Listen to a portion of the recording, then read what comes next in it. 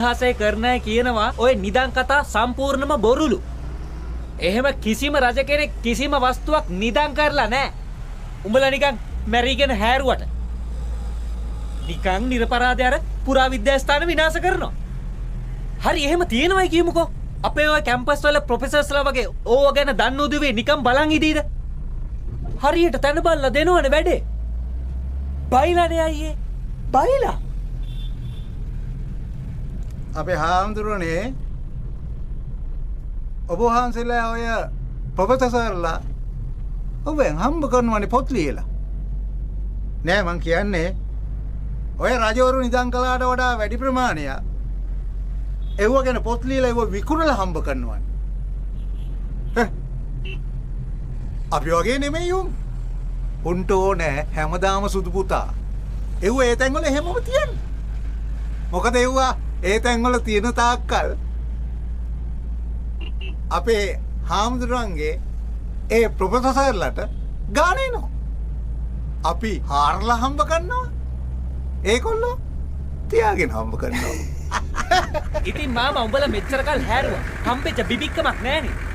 යකෝ එතකොටම තේරුම් ගන්න බෑ. ඕව බොරුයි කියලා. නිකන් කාලකන්නියව.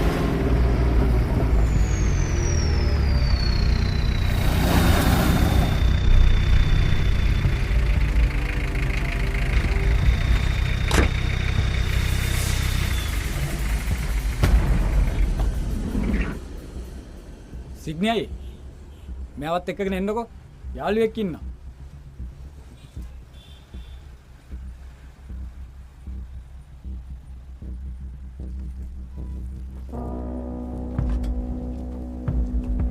යන් එන්නකෝ. යන් නගින්නකෝ. නගින්න.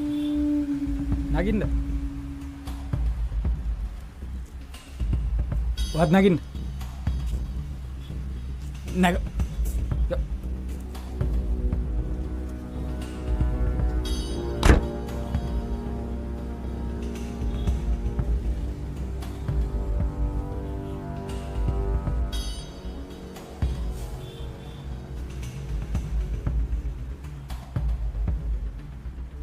සිඩ්නි නේද?